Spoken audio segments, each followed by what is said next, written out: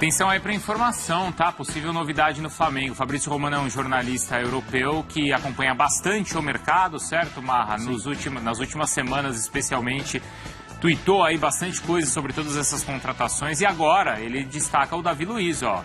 Acordo verbal feito.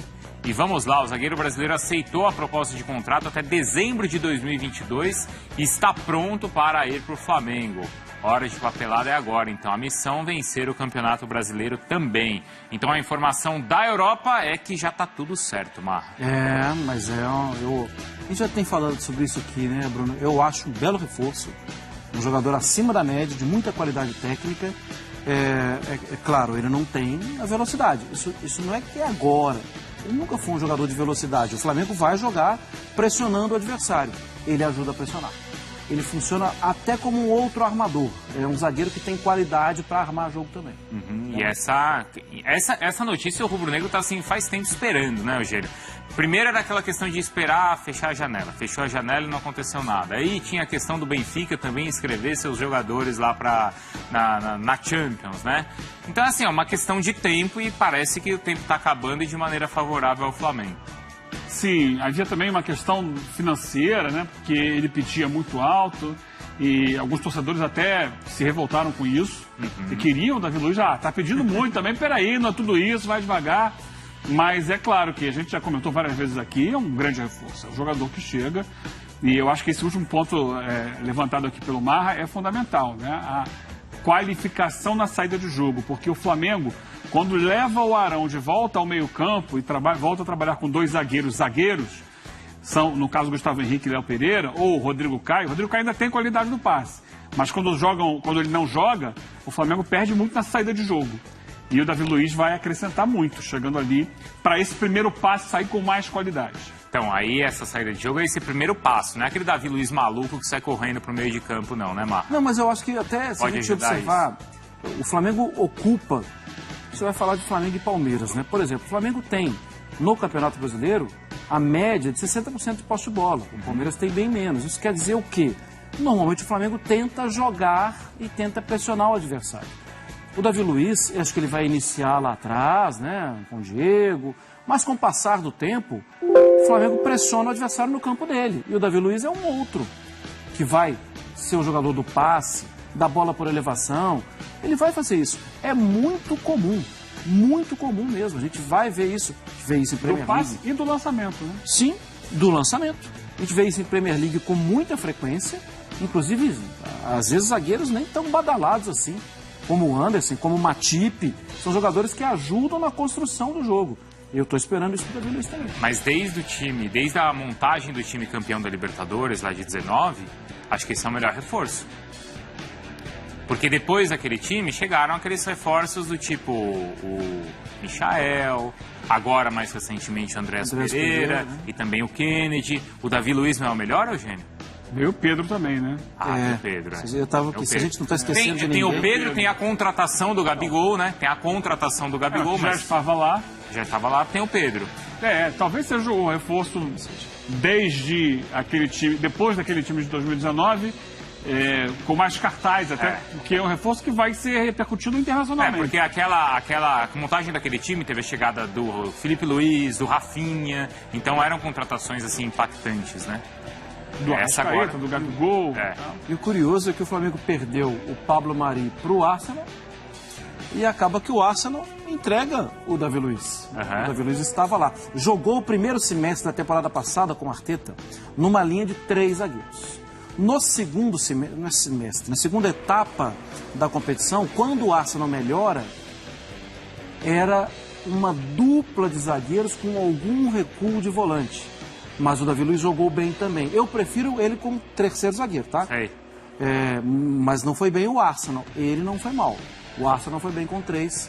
Até que recua o Tierney e melhora, mas ele é capaz de jogar nas duas funções.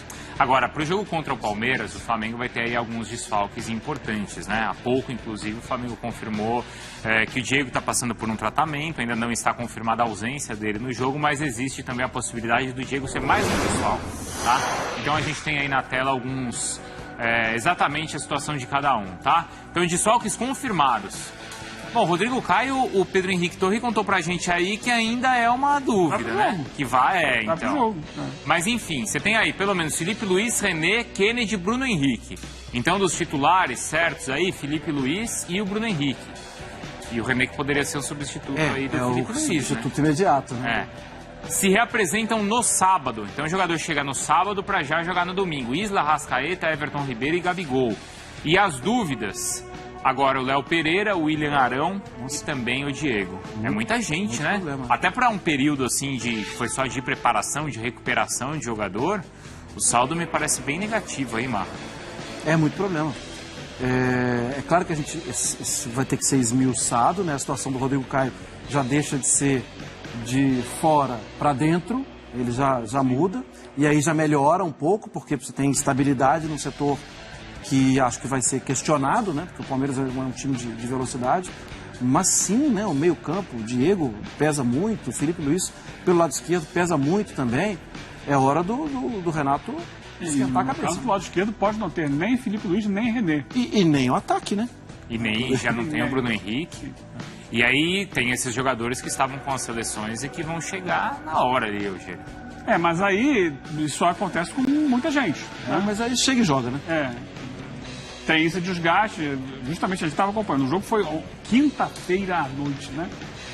É pouco tempo porque você não está nem no mesmo grupo, você vai ter que se juntar de novo ao grupo. É uma outra realidade, né? Tem que virar uma chavinha e de repente. Mas também, por outro lado, são jogadores que estão mais do que acostumados, entrosados, integrados ao grupo do Flamengo. Eles terem ficado de fora desse período de treinos do Flamengo não é um problema. Não muda, porque eles jogam de memória, né? Eles estão ali juntos, trabalhando. Então, nesse aspecto, não. Pelo aspecto do pouco tempo de descanso, pode gerar alguma dificuldade ali na frente. Não na falta de treino, não, porque o time está muito mais do que acostumado a jogar junto.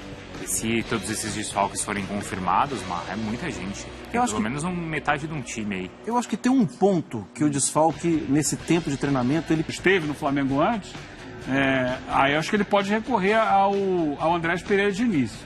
Mas se ele tiver o Arão, acho que não. Acho que espera um pouquinho mais no banco de reserva. No caso, bom, tem o Everton Ribeiro por um lado ali que vai voltar com tudo, né? Moral lá no alto. Sim. Mas não tem o Bruno Henrique. Quem substitui o Bruno Henrique? É Michael? É Vitinho?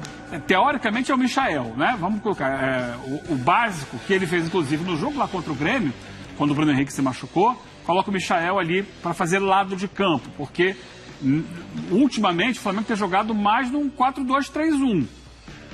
Tem sido o Arrascaeta centralizado por trás do Gabigol, com o Bruno Henrique mais aberto. É claro que tem muita movimentação nisso, mas estou partindo de um início, né? Everton Ribeiro, Arrascaeta e Bruno Henrique com o Gabigol. Então, nisso, ele coloca o Michael. Ponto. Mas ele pode fazer também o seguinte: Arrascaeta na esquerda e coloca o Pedro junto com o Gabigol por dentro. Olha aí, hein? Pode fazer. É uma maneira que o Flamengo também está acostumado a jogar. E aí, vou voltar no assunto Pedro, porque a gente falou aqui de período de treinamentos. Torço muito para que o Pedro tenha recuperado toda a sua forma e para que ele esteja muito bem agora. Os treinos estão dizendo, a gente não está vendo os treinos, o Renato está. Se ele perceber que o Pedro está voando nos treinos, Pedro com o Gabigol e eu abro o Arrascaeta na esquerda. Esperar para ver. Daqui a pouquinho os dois montam então esses times lá no nossa tela, tá? Para conseguir enxergar direitinho quais são essas opções. Daqui a pouco no Sport Center também tem o seguinte.